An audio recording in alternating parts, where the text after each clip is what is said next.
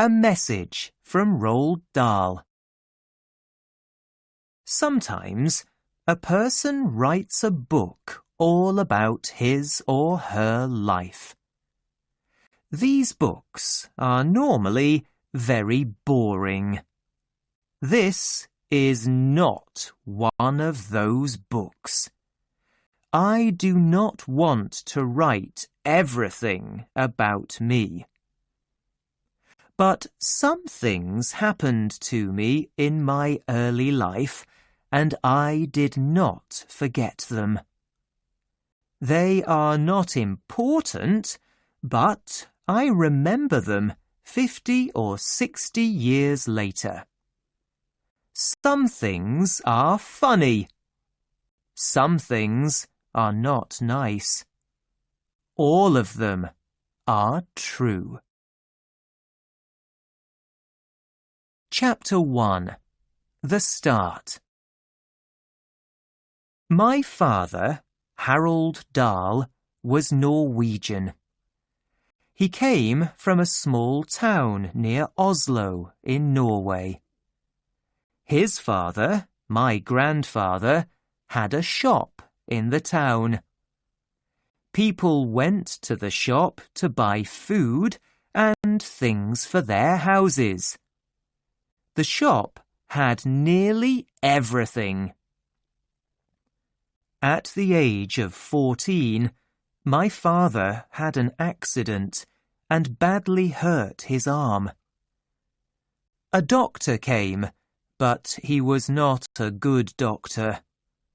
He hurt my father's arm more, and then the arm had to be cut from my father's body. My father had only one arm, but he learned to do lots of things with it. He made one side of a fork into a knife because he wanted to cut his own food. He took his special fork everywhere with him in a little bag.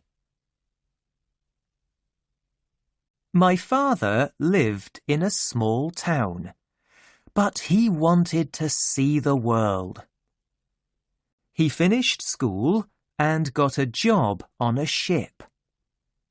It took him to Calais in France. From there, he went to Paris. In Paris, my father met a young woman called Marie and married her.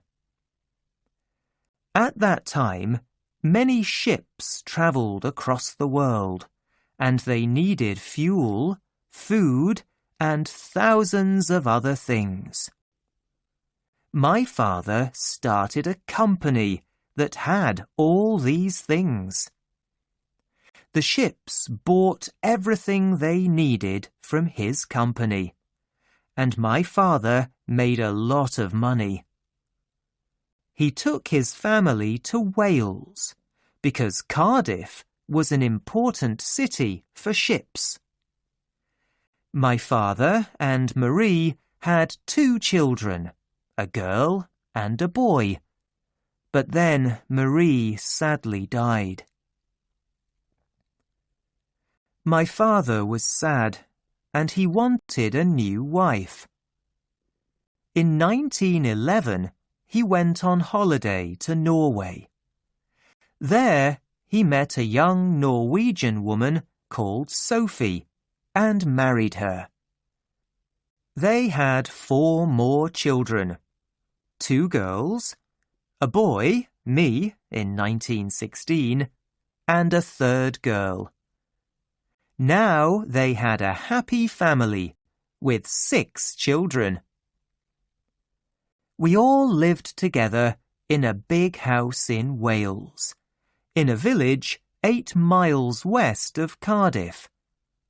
We had chickens, cows, and horses. Our big family was very happy. But then my sister, Astrid, got an illness and she died. She was only 7 years old. My father got a different illness and he died too. Maybe he did not fight his illness because he was very sad about Astrid. Today, these illnesses do not often kill people. Doctors can give people something to make them better. But in 1920, doctors could not help my family. Now my mother had 5 children, a new baby, and no husband. She was a young Norwegian in a strange country, and her family were all in Norway. But my mother stayed in the United Kingdom because my father wanted his children to go to school in England. English schools are the best schools in the world, he always said. I do not remember a lot from my earliest years, but I can remember one thing very well: my tricycle. A tricycle is a bike for small children, but it has 3 wheels. My sister and I loved to ride our tricycles as fast as we could in the middle of the road. It felt good to go very fast. We could ride in the road because there were not many cars in those days. Chapter 2. The Sweet Shop. In 1923, I was 7 years old, and I started school. Every day, my friends and I walked about a mile to school, and we went past a sweet shop. And every day we stopped and looked at all the wonderful sweets in their jars. Sometimes we had money, and we could buy some sweets. But there was one problem. A bad woman worked in the shop. Her name was Mrs. Pratchet. Mrs. Pratchet was a small, ugly old woman. She never smiled, and she was never friendly. She always shouted at us, "I'm watching you," or "You have to buy something, or you must go away." She was also very dirty. Her clothes always had egg and bread and tea from her breakfast on them. Her hands were grey and dirty, and her fingers were black. And she put these dirty hands into the jars of sweets. Of course, this did not stop us from buying the sweets, but we did not like Mrs. Pratchet. At school, my friends and I found a small place under the floor. We kept our sweets and other special things in it. One day, we found something new there: a dead mouse. "I have a plan," I said. "Let's put it in one of Mrs. Pratchet's sweet jars. She will put her dirty hand in the jar, and she will find a dead mouse." "Yes," my friends said. "We will do it today." "You must put the mouse in the jar, because it's your plan." "I will ask for some yellow sweets," my friend Thwaites said. "They are at the back of the shop. Mrs. Pratchet will turn and get them. Then you can quickly put the mouse in the jar with the pink sweets in it. It's the nearest one to us." That afternoon, we walked into the shop. We were all very excited. Thwaites asked for his sweets, and Mrs. Pratchett got them for him. I quickly put the mouse in the jar with the pink sweets. Then Mrs. Pratchett looked at us with her ugly little eyes. "Only one of you is buying sweets. I don't want you all in here," she shouted. "Go away." We ran outside. "Did you put it in the jar?" asked my friends. "Of course I did," I said. I was happy, and my friends were happy too. "You were great," they said. The next morning, we walked past the shop and saw a message on the door. The shop was closed. We stopped. The shop was never closed at this time in the morning. We looked through the window. The jar was on the floor, and there was broken glass everywhere. The mouse was on the floor too, but we could not see Mrs. Pratchett. Something was very wrong. "Mrs. Pratchett had a shock," Thwaites said. "Shocks can hurt old people. Bad things happen to them." "What?" we said. "What happens to them?" "Their bodies stop and they die," Thwaites said. Then he said to me, "You killed her." "Me?" I said. "Why only me?" "It was your plan," Thwaites said, "and you put the mouse in the jar." I was a killer. At school, I felt bad. I am only 8 years old, I thought, because I wanted to feel better.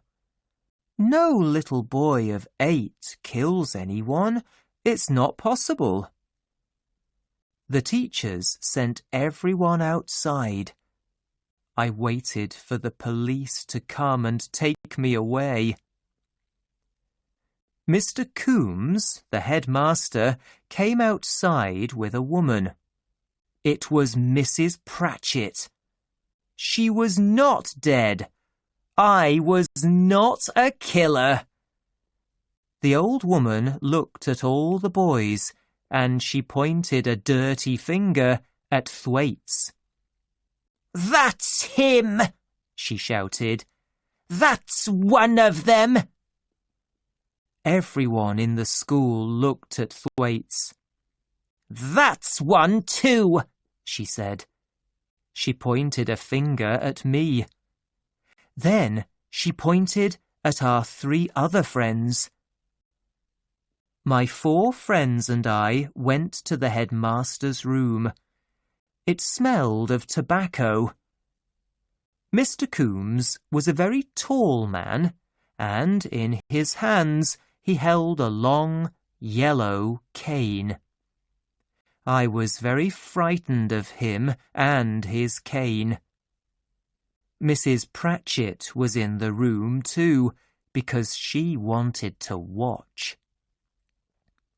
"You," said Mr. Coombs. He pointed the cane at Thwaites. "Come here." Thwaites walked very slowly. He put his hands on the floor, and the headmaster hit his bottom with the cane. It made a loud noise. Little Thwaites flew in the air. "Ow!" he shouted. "Harder!" shouted Mrs. Pratchett. The headmaster hit Thwaites 4 times. We had to watch and wait.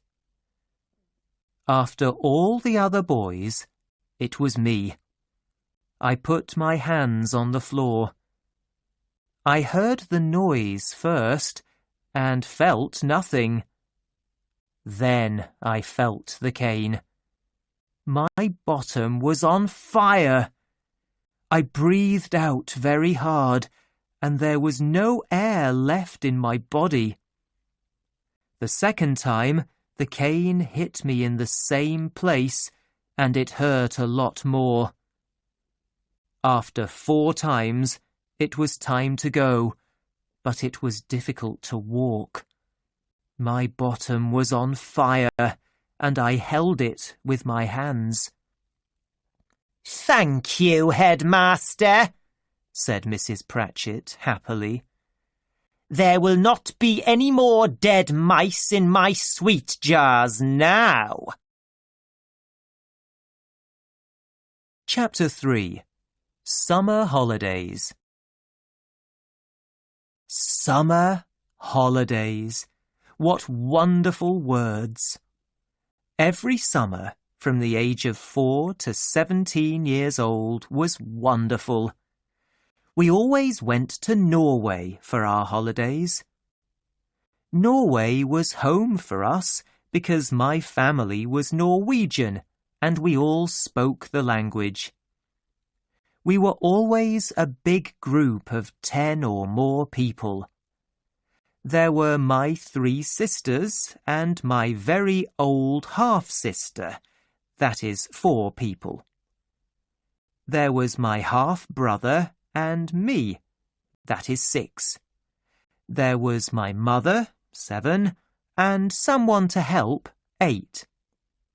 2 or more friends of my very old half-sister came too. In those days, there were no planes. It took 4 days to go to our holiday in Norway. We went by train, taxi, a second train, a second taxi, ship, and then in a small boat. We always went to Oslo first. We stayed 1 night in a hotel and visited our mother's parents. My grandmother was a very old woman with white hair. My grandfather was very quiet.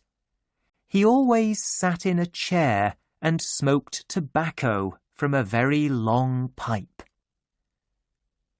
After the visit to my grandparents, we travelled to a little island. Its name was Tjøme, and it was the best place on earth. We went to the beach there. We swam in the sea and lay in the sun. We went to other islands in our little boat and ate fish from the sea. They were wonderful days. I remember only one bad thing about our holidays in Norway. One year, my mother said, "We are going to the doctor. He wants to look at your nose and mouth." "What's wrong with my nose and mouth?" I asked. I was about 8 years old. "Not a lot," my mother said, "but I think you have adenoids." "What are adenoids?" I asked her. "Don't worry," she said. "It's nothing." The doctor looked up my nose and in my mouth. I did not worry because I was too young to understand. Someone held a bowl under my face. The doctor had a very long knife. He put it in hot water over a fire to make it clean. "Open your mouth," said the doctor. But I did not want to. "It will be quick," he said. I opened my mouth. The doctor's knife went into my mouth. It moved very quickly. The doctor turned it 4 or 5 times. Something red went from my mouth into the bowl. It was a shock. "Those are your adenoids," said the doctor. He pointed at the red things in the bowl. the top of my mouth was on fire. I held my mother's hand. How could someone do this to me? "You will breathe more easily now," said the doctor. My mother and I walked home. Yes, I said walk. There was no bus or car. We walked for 30 minutes. We got home to my grandparents' house and someone gave me a chair. "He can rest there for a few minutes," my grandparents said. This was in 1924. It was normal to cut a child's adenoids with no anaesthetic in those days. Chapter 4. Boarding School. In September 1925, I was 9 years old, and it was time for me to go to boarding school. Children stay the night at boarding school and live there without their families.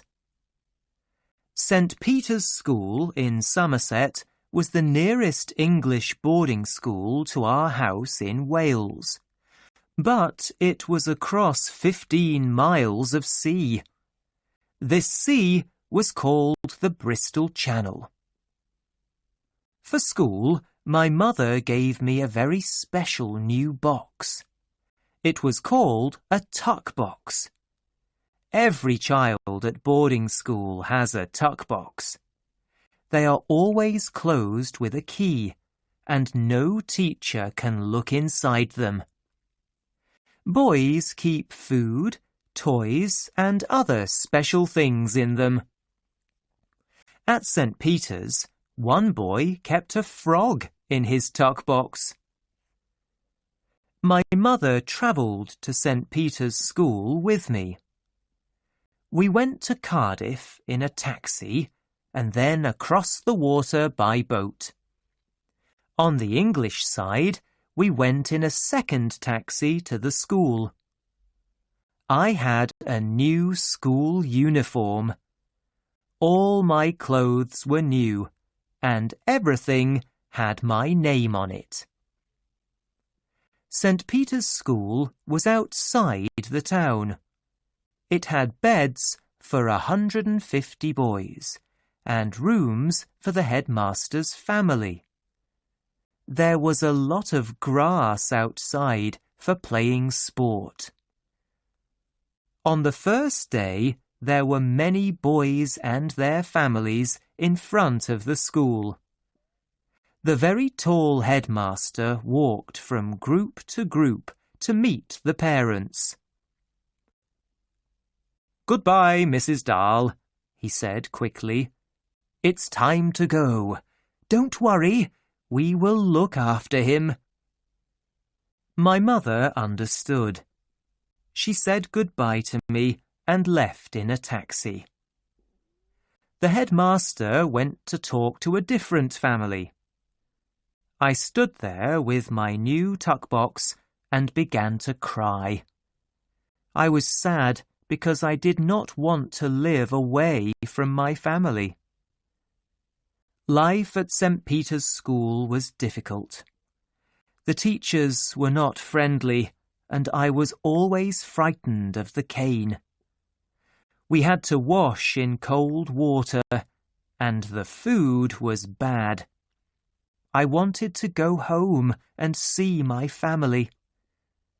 At night in bed, I always thought about my family and tried not to cry. They were across the Bristol Channel, and I could see the sea from my window. I always went to sleep with my face towards my family. I never turned my back towards them in bed. Mothers sent their hungry sons food every week. This made the headmaster happy because food was expensive. "Send food as often as you like, once a week or twice a week," the headmaster always said. Your boy gets good food here, but food from home is always more special.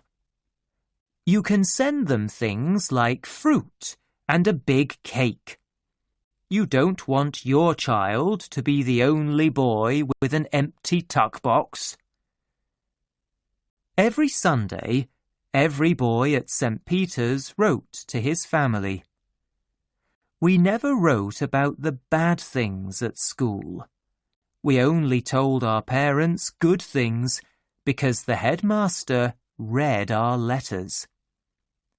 He saw our bad spelling, but we could not change it in the letters. We had to write the words correctly later.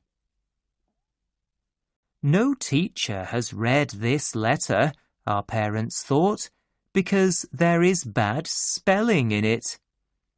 Everything in this letter must be true. My child is happy at school. I wrote to my mother that first Sunday, and then I wrote to her every week for 32 years. Sometimes more than once a week. In 1957, she died, and I found more than 600 of my letters to her. She kept them all. Chapter 5. A drive in a car. After 3 long months at boarding school, it was time for me to go home for the Christmas holidays. How wonderful to be away from school! While I was away at St. Peter's, my family bought a car.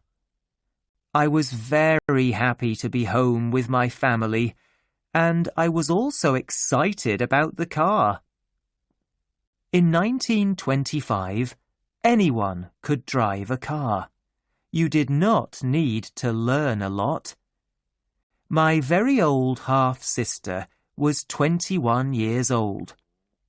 She had 2 30-minute lessons, and then she could drive us in our car. That day, 7 of us sat in the car. In the car were my very old half-sister, my half-brother, 18 years old, my sister, 12 years old, my mother, 40 years old, 2 small sisters, 8 and 5 years old, and me, 9 years old. We were very excited. How fast will it go? We asked our very old half-sister. Will it go at 50 miles an hour? It can go at 60 miles an hour, she answered. Oh, let's make it go at 60, we shouted. We will go faster than that, she said. My very old half-sister started the car, and we drove slowly through the village. People in the street were excited to see our car. After 5 minutes, we left the village. You see, I can do it, our very old half-sister said. Go faster, we shouted. We're only going at 15 miles an hour. My half-sister began to make the car go at about 35 miles an hour. Then we came to a corner in the road. Help! She shouted. The car went into the side of the road. There was broken glass everywhere. My family were all okay, but I was badly hurt. My nose was nearly cut from my face. My very old half-sister drove the broken car to the doctor very slowly, at about 4 miles an hour. Wow, said the doctor. Look at his nose. It hurts, I cried. Please help him," said my mother. "Don't worry," said the doctor. "He will keep his nose." An hour later, the doctor came to our house. I lay on a table, and someone put something white from a bottle on my face. It smelled very strong. I tried to stand, but strong hands held me down on the table. "Good boy," said the doctor. "Close your eyes and sleep." After 8 hours, I woke up, and my nose was back in its place. My mother gave me a coin. British coins always have a picture of the king or queen on them. In those days, the king was George V.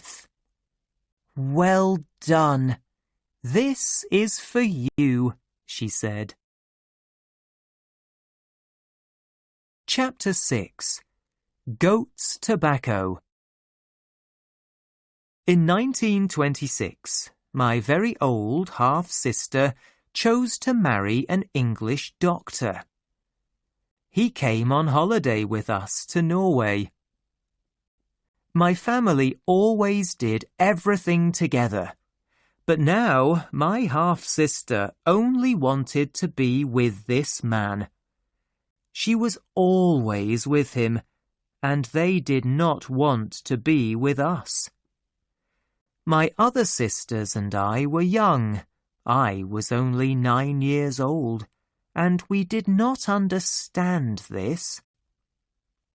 We did not like the young doctor because he took our sister from us. But we also did not like him because he smoked a pipe. He always had the pipe in his mouth, and it smelled very bad. One day, on the beach, the young doctor went swimming. He left his pipe with us, and did not take it into the sea with him. Then I saw some goat droppings on the ground, and I thought of a plan. I quickly put some of the goat droppings in the pipe, under the tobacco. The young doctor came back and started smoking his pipe. My half-brother and sisters and I watched him. "Ah," he said, "I love to smoke after a swim, and this English tobacco is the best. It's much better than Norwegian tobacco." The sea was blue and the sun was bright. It was a beautiful day. Then we heard a loud shout and watched the young doctor fly into the air. His pipe flew out of his mouth, and his face was the colour of snow. "Help! Help! My body is on fire!" the doctor shouted. My very old half-sister was very frightened. "What's wrong? Where does it hurt?" she cried. "Get the boat! Quickly! We must go to hospital!" But the young doctor lay on the ground and breathed in the clean air. After 5 minutes, he started to feel better. "What happened?" asked my very old half-sister. "I don't know," said the doctor. I know," said my little sister excitedly. "Tell us," said my very old half-sister. "It's his pipe," shouted my little sister. "What's wrong with my pipe?" asked the doctor. "It had goat droppings in it," said my little sister, and she laughed. My very old half-sister and the doctor quickly understood, and they were very angry. The doctor stood up. My half-brother sisters and I quickly ran away from him into the sea. Chapter 7. Repton. In 1929, my mother asked me, "Do you want to go to Marlborough or Repton?" They were famous and expensive English schools, but I knew nothing about them other than that. "Repton," I answered, because it was an easier word to say than Marlborough. "Very well," said my mother, "you will go to Repton." Repton was a boarding school in the middle of England. Every Repton boy wore the same, very strange uniform. I wore it, and my sisters laughed at me. I felt stupid in the clothes for Repton, but in the street my mother said, "You look good in your school uniform. People can see it. They think you are important because you go to a famous school." At the station, I saw many boys, and they all wore the same uniform. The train took us all away to Repton. I was 13 years old. Lots of strange things happened at Repton. They did at all English boarding schools. Older boys were always more important than younger boys, and a small group of the oldest boys were the most important of all. At Repton, we called these boys bozers. Bozers told us what to do, and we had to do it. We cleaned the bozers' rooms and made their fires. We sometimes cooked their breakfast. Bozers were always right, and younger boys were always wrong. On Sundays, 2 other boys and I had to clean our bozer's room. We cleaned it for hours. We washed the floor, the windows, and the walls. But the bozer often found something wrong with our cleaning, and he hit us with a cane. A bozer could stand in any room of the school and shout about a job. Then every young boy had to run to him. The slowest boy had to do the job. One snowy morning, I heard a bozer shout about a job. I ran as fast as possible, but I was the slowest boy to get there. "Dahl, come here," said the bozer. His name was Wilberforce. "Go and make my toilet warm." At Repton, all the toilets were outside, and their little rooms had no doors. In winter, they were very cold. My job was to sit on the toilet before Wilberforce and make it warm for him. I sat on the toilet for 15 minutes, and then Wilberforce came. "Is it warm?" he asked me. "It's as warm as possible, Wilberforce." "We will see," he said. He sat on the toilet. "Very good," he said. "Very, very good. Some boys have cold bottoms. I only use boys with warm bottoms. I will not forget you." He did not forget me. I always carried a book with me because I often had to sit on Wilberforce's toilet. It was very boring. In my first winter at Repton, I read many books by Charles Dickens on Wilberforce's toilet. Not everything at school was bad. Sometimes all the boys got a grey box from a company called Cadbury's. Cadbury's made wonderful chocolates. Inside the box were 12 different chocolates. We always knew one of them well, but 11 of them were new. There was also paper in the box. Our job was to try all the chocolates and write the good and bad things about each one on the paper. Cadbury's plan to ask us about their new chocolates was a good one. Boys at Repton were some of the best chocolate customers in the world. Who knew more about chocolate than us? How do companies plan their new chocolates? I loved to think about this. Many years later, I needed a story for a new book.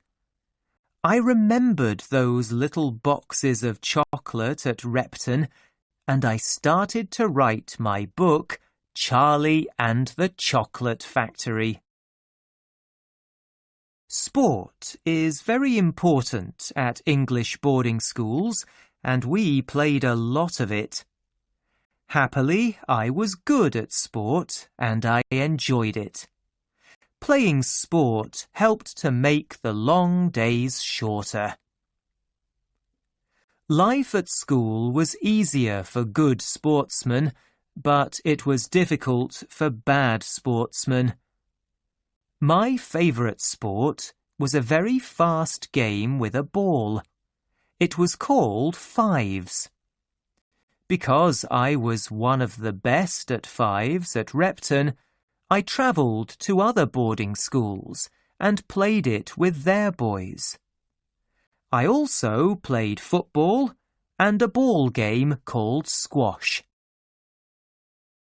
At school, I loved taking photos. Today, cameras are very easy to use, but in the 1920s, they were difficult work. I had a big, heavy camera with glass plates. I made a dark room near the school's music rooms, and I made many photos there. After school, do you want to study at Oxford or Cambridge? My mother asked me one day. These are great and very famous places, and boys from good public schools normally wanted to study at them. But I did not want to study more. I chose to start work at a company called Shell because I wanted to see the world.